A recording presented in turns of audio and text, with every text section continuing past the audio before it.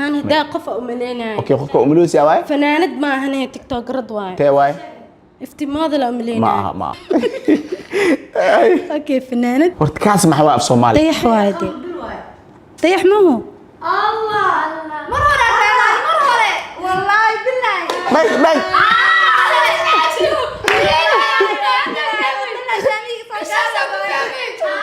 بلا دوين قرحي دوين وحن ضيح وايدي مسكلة حنو قصد وتاجنته كمون والله نعم هرت مسنين واي ناقوا وفنانة دوا فنانة مقعدة ربطة ما هو فنانة مقعدة كاسة دا اسكو درستا بوينت سوق سيا أنا كان إيزي مستحيل ضيح ميا بح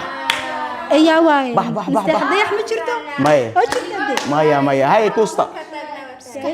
هاي كوستا اسكتورو اسكتورو مسكحة ذي على هاي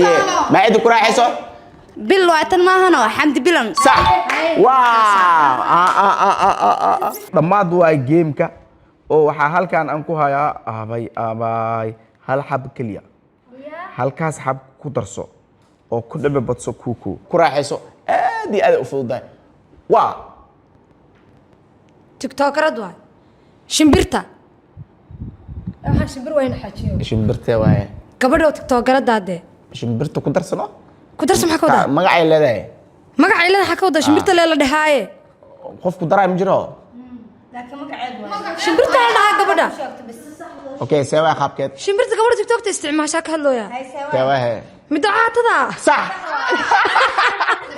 asla ajaan shimbirta yar ka rabino dhib malaan ala kul xaal waxa aybkeena bontiska oo gabdhaha waxa u sheegi doonaa cidii badisay oo he hambal baida congratulations oo hambalyo oo faraantigaas gacanteeda ku jirta ayaa ku bixin doona hadaa rabtidna waa bedelan kartaa oo waxaan ku hayaa okiyaalo oo jijina ku hayaa oo waxaan ku hayaa kale saacad waxaan ku hayaa midkan kale aad u qurux badan faraantu waa haystaa aye